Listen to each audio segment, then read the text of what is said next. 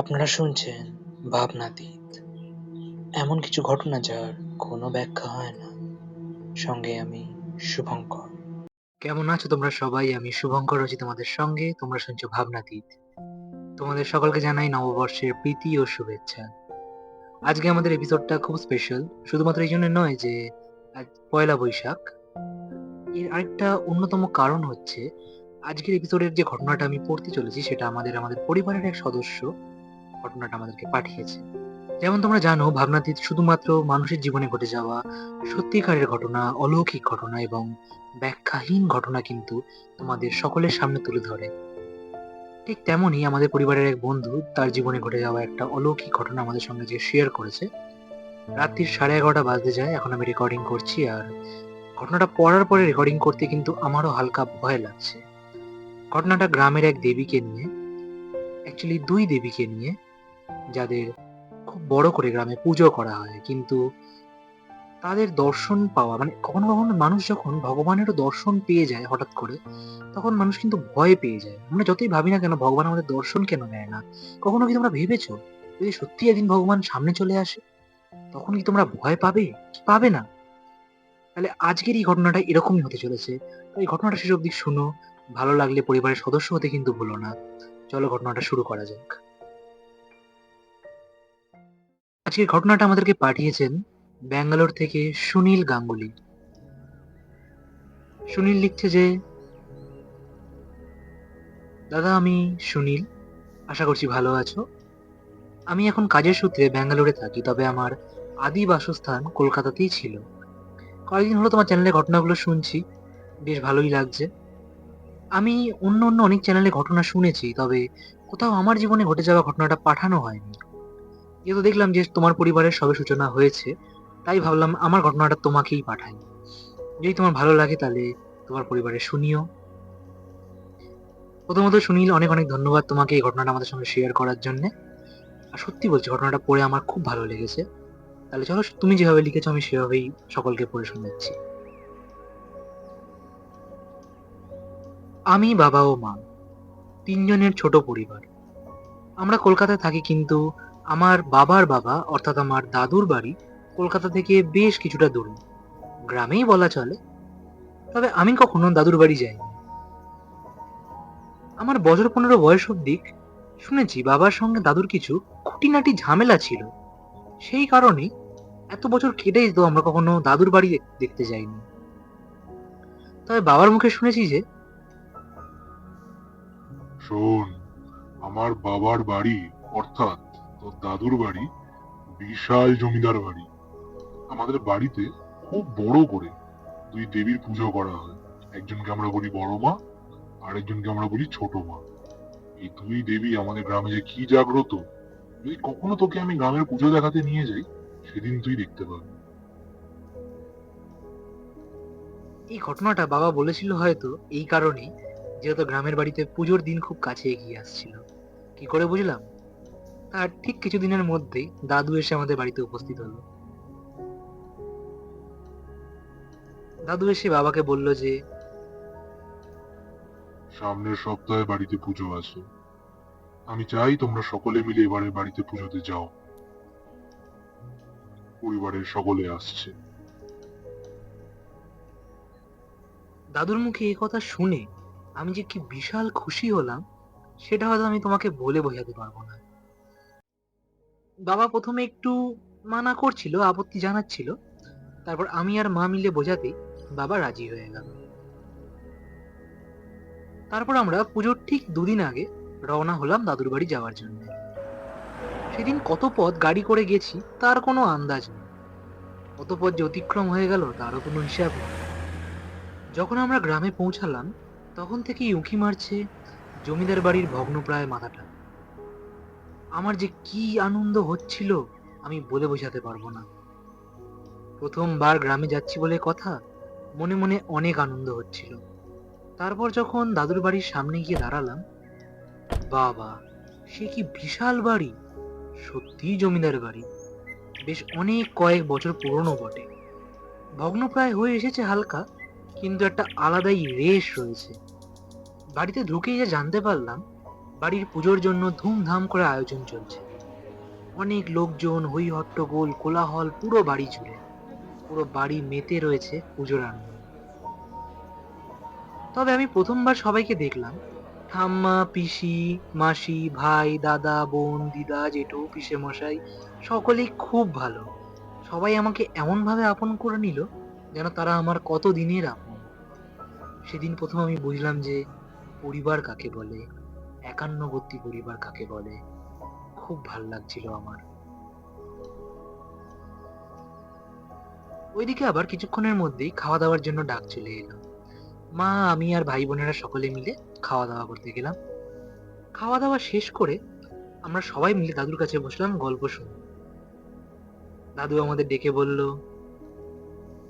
কি বাবাই দাদু ভাই, একখানা গল্প শুনবে নাকি? আমি তো খুব আনন্দের সঙ্গে বললাম, হ্যাঁ দাদু, শুনবো শুনবো।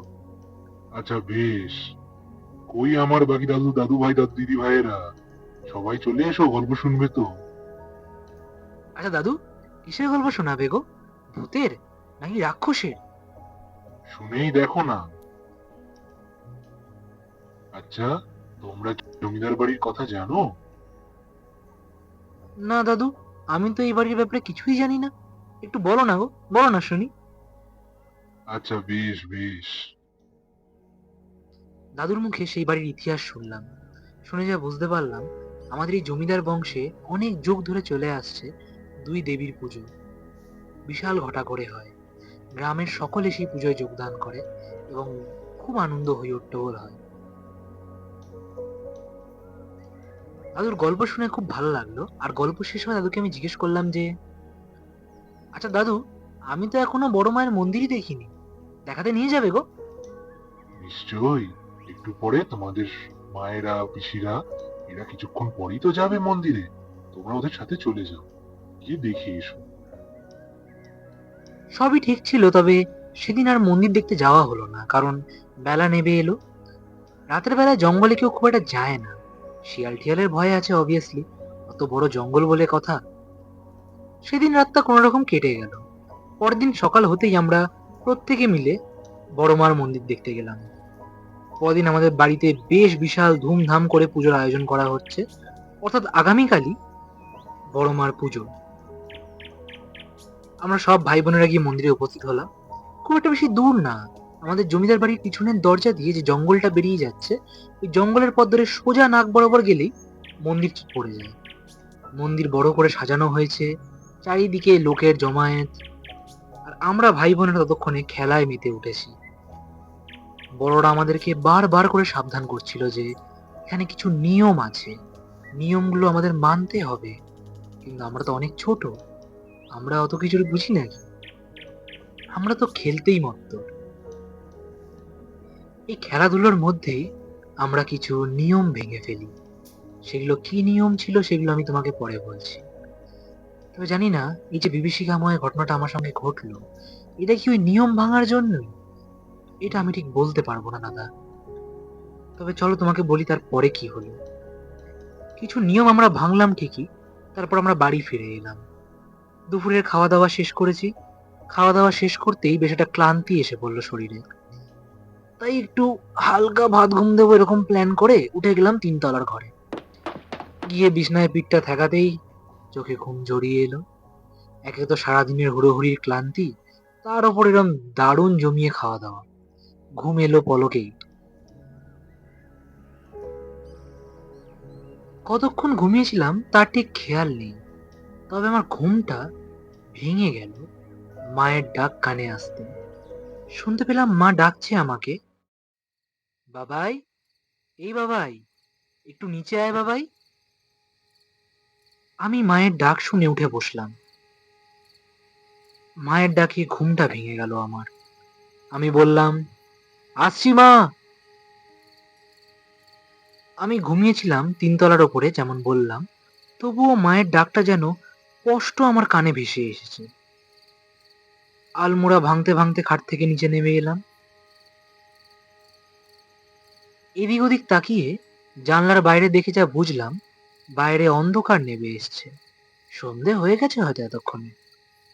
তারপর তিনতলা থেকে ধীরে ধীরে দোতলা, তারপর একতলায় নেমে এলাম। নিচে এসে মাকে ডাকতে থাকলাম, মা, ও মা, ডাকছিলে? মা? এ কি, মা কোথায়? এখানে তো মা নেই। আশ্চর্য বিষয়, আমি যে স্পষ্ট মায়ের ডাক শুনতে পেলাম, কিন্তু নিচে নেমে এসে তো কাউকে দেখতে পাচ্ছি না। এই ভেবে একবার রান্নাঘরের দিকে দৌড়ে গেলাম। কই, এখানেও তো কেউ নেই। তারপর এদিক ওদিক করে মাকে খুঁজলাম। মাকে খুঁজে পেলাম না, এটা বেশি আশ্চর্যজনক নয়। বেশি আশ্চর্যজনক হচ্ছে বাড়িতে কেউ নেই। এটা কি করে সম্ভব? এত বড় বাড়ি, এত লোকজন সবাই গেল কোথায়? ই ঘর ও ঘর করে খুঁজতে থাকলাম। কাকু কাকিমার ঘরে কাকু কাকিমা নেই, ভাই বোনেরা কেউ নেই। দাদু, দাদু নিশ্চয়ই থাকবে। দাদুর ঘরে গিয়ে দেখি, এ কি, দাদুও তো নেই। পুরো জমিদার বাড়ির দালানে আমি একা দাঁড়িয়ে আছি। তখনকার দিনে আলো এমনিই কম, জমিদার বাড়িতেও খুব কম আলো জ্বলছে। অন্ধকার দালানে একা দাঁড়িয়ে আমার মনে হচ্ছে যেন পুরো জমিদার বাড়িটা যেন আমাকে গিলতে আসছে। ভেতর দিয়ে আমার যেন বুকটা ঠান্ডা হতে শুরু করলো। হঠাৎ মাথায় এলো, আরে, রামু কাকা, রামু কাকা নিশ্চয়ই ঘরে আছে। দৌড়ে গেলাম রামু কাকার ঘরের দিকে। গিয়ে আমি এবারেও হতবাক, রামু কাকাও ঘরে নেই। সবাই সবাই গেল কোথায়? আমার গায়ের লোম খাড়া হয়ে উঠেছে বাড়িতে একা দাঁড়িয়ে। আরে না না না না না, আমি বেকার ভয় পাচ্ছি, বেকার ভয় পাচ্ছি। আরে কালকে তো বড় মার পুজো, তার মানে সবাই নিশ্চয়ই মন্দিরে আছে। আমিও না, এটা তো আমার ভাবা উচিত ছিল, নিশ্চয়ই মা আমাকে ডাকতে এসেছিল, ডেকে না পেয়ে আবার চলে গেছে। কিসের ঘুম আমার এত! ঠিক আছে ঠিক আছে, ভয় পাওয়ার কিচ্ছু নেই। পিছনে তো যদি বেরিয়ে একটুখানি যেতেই তো মন্দির, জঙ্গলটা পার করতে যেটুকু। এই ভেবে পিছনে দরজার দিকে এগিয়ে গেলাম। দরজার কাছে গিয়ে দাঁড়াতেই আবার বুকের ভেতর ঠান্ডা হওয়ার পালা। সামনে দেখা যাচ্ছে ঘন কালো জঙ্গল। ভয় লাগছে। আবার ভাবছি যে একটুখানি জঙ্গলটা পার করলেই তো মন্দির। কিন্তু এই অন্ধকারের মধ্যে কি আমি একা মন্দিরে যেতে পারবো? এই প্রশ্নটা আমাকে বারবার খুঁড়ে খুঁড়ে খেতে লাগলো। যাই হোক, যা আছে কপালে দেখা যাবে, এই ভেবে হাত দুটো মুঠো করে দৌড় লাগালাম জঙ্গলের পথে। দৌড়চ্ছি, দৌড়চ্ছি, বেশিক্ষণ তো নয়, আর একটুখানি দৌড়লেই মন্দির পেয়ে যাব। এই ভেবে দৌড়চ্ছি। জানি না আমার কি মতিভ্রম হয়েছিল যে আমি দিশাহীন ভাবে দৌড়ে যাচ্ছি সোজা পথে, যে নাক বরাবর দৌড়লেই আমি মন্দির পেয়ে যাব। দৌড়তে দৌড়তে এক মুহূর্তে এসে আমি হাঁপিয়ে গেলাম। হাঁপিয়ে যখন এক জায়গায় দাঁড়িয়েছি, তখন একবার আমার আশপাশটা দেখলাম। যেন মনে হলো আমি যেন অথল সমুদ্রে পড়ে যাওয়ার মতো পড়ে গেছি। চারিপাশে ঘন কালো জঙ্গল, শুধু ঝিঝি পোকার ডাক, হাওয়ার আওয়াজ, চারিপাশ দিয়ে আজব আজব জন্তুর আওয়াজ শুনতে পাচ্ছি। হালকা হালকা গুলো আমার কানে ভেসে আসছে। খুব ভুল না হলে এর মধ্যে শিয়ালের ডাক, ঝিঝি পোকার ডাক, ব্যাঙের ডাক, আরো এরকম বেশ কিছু ডাক আমার কানে ভেসে আসতে লাগলো। এবার যেন পিঠের শিরদাঁড়া দিয়ে একটা ঠান্ডা স্রোত নেমে গেল আমার। এত বড় ঘন কালো জঙ্গলে আমি একা দাঁড়িয়ে আছি। ভয়ে আমার ভেতরটা তখন ঠান্ডা হয়ে আসছে, কিন্তু ভয় পেলে চলবে না, ভয় পেলে চলবে না। এই ভেবে মনে যত জোর ছিল সব সঞ্চয় করে এবার আর দৌড়ালাম না, ঠিক করলাম হাঁটতে থাকি, হাঁটতে হাঁটতেই পেয়ে যাব।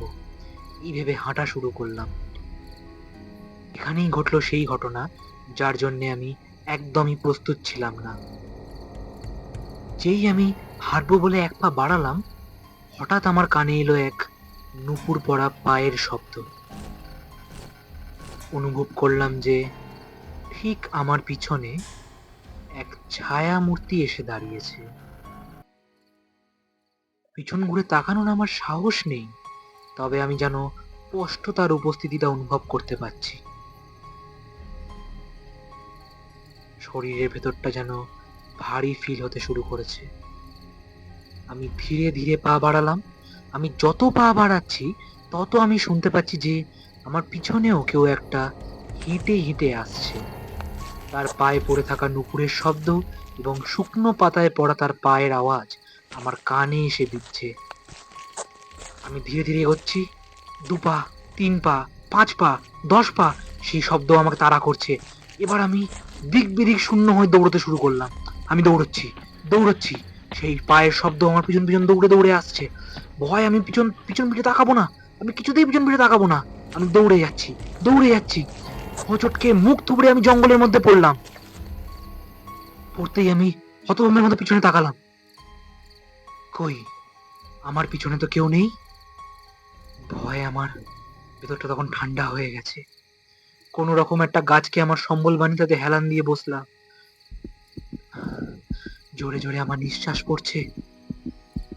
হঠাৎ যেন অন্ধকারে সূক্ষ্ম আলো রেখার মতো আমার কানে ভেসে এলো মন্দিরের কোলাহল। বুঝতে পারলাম মন্দিরের কাছে পৌঁছে গেছি। এই যে কি শান্তি আমি বলে বোঝাতে পারবো না। মনে হচ্ছে যেন সাক্ষাৎ মৃত্যুর মুখ থেকে ফিরে এসেছি। তবে আসল ঘটনা যে এখনো বাকি। আবার একটু জোর সঞ্চয় করে নিজের পায়ে দাঁড়াতে যাব, হঠাৎ দেখলাম আমার সামনে দিয়ে কেউ একটা দৌড়ে চলে গেল। অন্ধকার হলেও স্পষ্ট দেখলাম একটা নারী মূর্তি অতি দ্রুত বেগে আমার সামনে দিয়ে দৌড়ে এপার থেকে ওপারে চলে গেল। পাথরের মতো এক জায়গায় দাঁড়িয়ে আছি। পিছন ফিরলাম ধীরে ধীরে। পিছন ফিরে তাকাতেই এক জায়গায় পুরোপুরি পাথরের মতো দাঁড়িয়ে পড়লাম। আমার সামনে এক বৃহৎ নারী মূর্তি দাঁড়িয়ে আছে। মিশমিশে কালো তার গায়ের রং, লম্বা লম্বা তার চুল। তার চোখ দুটো যেন আমার দিকে তাকিয়ে জ্বলজ্বল করে জ্বলছে। তার একটা নয়, দুটো নয়, তার ৪-৪টে হাত আছে। অন্ধকার থেকে যেন সে আমার দিকেই তাকিয়ে আছে। এরপর আমার আর কিচ্ছু মনে নেই। সকালে যখন জ্ঞান ফিরল, তখন দেখলাম জমিদার বাড়ির দালানে শুয়ে আছি। দাদু আর মা আমার মাথার কাছে বসে আছে। আমার জ্ঞান ফিরতে দেখি দাদু বলে উঠল, ওই তো ওই তো দাদু ভাইয়ের জ্ঞান ফিরেছে। মা সঙ্গে সঙ্গে কোনো কথা না বলে আমাকে জড়িয়ে ধরে কান্নাকাটি করতে শুরু করলো। সবাই আমায় ঘিরে ধরলো। দাদু জিজ্ঞেস করলো যে, বাবাই দাদু ভাই, কি করতে কারণ তুমি জঙ্গলে গিয়েছিলে? ভাগ্যিস আমাদের মন্দিরে কিছু লোক তোমার জঙ্গল দেখতে পেয়ে তুলে নিয়ে আসে, তাহলে কি হতো তুমি ভাবতে পারছো? জঙ্গলে কত ভয়ঙ্কর জন্তু আছে, শিয়াল আছে, তুমি সেসব জানো? আমি তখন বললাম যে আমি তো নিজের ইচ্ছায় যাইনি। আমি তো মায়ের ডাক শুনে নিচে নেমে এলাম। তো ৩ তলার ঘরে ঘুমোচ্ছিলাম। মা ডাকলো বলেই তো আমি নিচে এলাম। আর আমার মনে হলো যেন মা তোমরা হয়তো মন্দিরে আছো, তো আমিও মন্দিরে গেলাম। তবে এরপর দাদু যা বললো আমাকে, সেটা শোনার জন্য আমি একদম প্রস্তুত ছিলাম না। দাদু বলল যে, কি বলছো তুমি বাবাই দাদু ভাই? আমরা তো কালকে সবাই বাড়িতেই ছিলাম, আর তোমাকে তো না, তোমাকে তো কেউ ডাকেনি। হ্যাঁ, তোকে তো আমিও ডাকিনি বাবাই। তুই যে বললি আমি নাকি তোকে ডেকেছি। মায়ের মুখে এ কথা শোনার পরে আর যেন আমি নিজেকে ঠিক রাখতে পারলাম না। আমার সঙ্গে যা যা ঘটেছে আমি সব মন খুলে বলে দিলাম। সব শুনে মা আমাকে প্রচন্ড বকাবকি করলো। আর দাদু বলল যে, বুঝতে পেরেছি দাদু ভাই, বুঝতে পেরেছি। তুমি হয়তো ভয় পেয়েছো, কিন্তু মিছে ভয় পেয়েছো। আসলে আমরা এগুলো ভাবি ঠিকই যে নিয়ম ভাঙলে হয়তো দেবী রুষ্ট হবেন, মা হয়তো রেগে যাবেন, কিন্তু তোমরা তো নিতান্তই শিশু, মা কি তোমাদের উপর রাগ করতে পারেন? ভয় পেও না, মায়ের কৃপা দৃষ্টি সব সময় তোমার উপরে থাকবে। সত্যি বলতে এই ঘটনার কোনো ব্যাখ্যাই আমার কাছে নেই দাদা। তবে তারপর আমি পুজো শেষ হতেই মায়ের কাছে মনে মনে ক্ষমা চাই আর বাড়ি ফিরে আসি। ভুলটা যেটা আমরা করেছিলাম সেটা হচ্ছে আমরা জুতো পরে দালানে উঠে পড়েছিলাম, অর্থাৎ মায়ের বেদিতে উঠে পড়েছিলাম, যেটার জন্য আমাদেরকে বারবার বারণ করা হয়েছিল। এছাড়াও কাঁচা জামা কাপড় ছাড়া মায়ের সরঞ্জামে জিনিসপত্রে, পুজোর জিনিসপত্রে হাত লাগানো, এরকম ভাবে আমরা অনেক ভুল করেছিলাম। তবে আমার সাথে কি ঘটেছিল এটার কোনো ব্যাখ্যা আমার এবং আমার পরিবারের কাছে নেই। তারপর থেকে দাদুর বাড়িতে পুজো দেখতে যাওয়া তেমন ভাবে একটা হয়নি, কিন্তু আজও যখন এই ঘটনাটা আমার মনে পড়ে অথবা এটা নিয়ে যখন আমার স্বপ্ন আসে আমি আজও ভয়ে কেঁপে উঠি। আর আজও যেন দুঃস্বপ্নের মতো আমি কম্পন দিয়ে ওঠে আমার শরীর যখনই এই ঘটনাটা আমার মনে পড়ে। শেয়ার করলাম তোমার সাথে, ভালো লাগলে তোমার পরিবারকে শুনিও। এরকম ভাবেই তোমার ভাবনাতীত পরিবার আরো বড় হয়ে উঠুক। অনেক অনেক শুভকামনা রইল তোমাদের জন্য। ধন্যবাদ দাদা। খুব খুব খুব ভালো লাগলো সুনীল আজকের ঘটনাটা। সত্যি বলছি এরকম ঘটনা আমাদের আরো চাই তোমার থেকে, কিন্তু শুধু তোমার থেকেই নয়, আমাদের পরিবারের সকলের থেকে এরকম আরো ঘটনা আমাদের চাই। সত্যি আজকের ঘটনাটা খুবই ভয়ানক ছিল। 12টা বেজে গেছে অনেকক্ষণ, তাই আজকের মতো আমি ঘটনাটা এখানেই শেষ করতে চাইবো। একটা বড় থ্যাঙ্কস জানাবো সুনীলকে আর অর্পিতাকে, যে এই ঘটনাটাকে সুন্দর করে আমাদের জন্য লিখে দিয়েছে। আর তোমাদেরকে জানাবো যে তোমাদের জীবনে ঘটে যাওয়া এরকম ঘটনা কিন্তু আমাদের পাঠাতে ভুলো না। সকলের পয়লা বৈশাখ খুব ভালো কাটুক। কিন্তু আজকের ঘটনাটার আমি একটা ছোট্ট ব্যাখ্যা দিতে চাইবো। সুনীল দেখো, তুমি ভয় পেয়েছো আমি বুঝতে পারছি, তবে আমার কি মনে হয় জানো তো, সেদিন তুমি যে ডাকটা শুনেছিলে না, সেটা তোমার জন্মদাত্রী মায়ের ডাক না হলেও তোমার সৃষ্টিকর্ত্রী মায়ের ডাক সেটা। ইউ আর ভেরি লাকি যে তুমি মায়ের দর্শন পেয়েছো। তোমরা তখন অনেক ছোট ছিলে, তাই নিয়ম ভাঙলেও আমার মতে মা তোমাদের উপর রাগ করেননি জানো তো। মা তোমাদেরকে দেখা দিয়েছে, স্পেশালি তোমাকে দেখা দিয়েছে। তাই তুমি ব্যাপারটা নিয়ে ভয় পেও না সুনীল।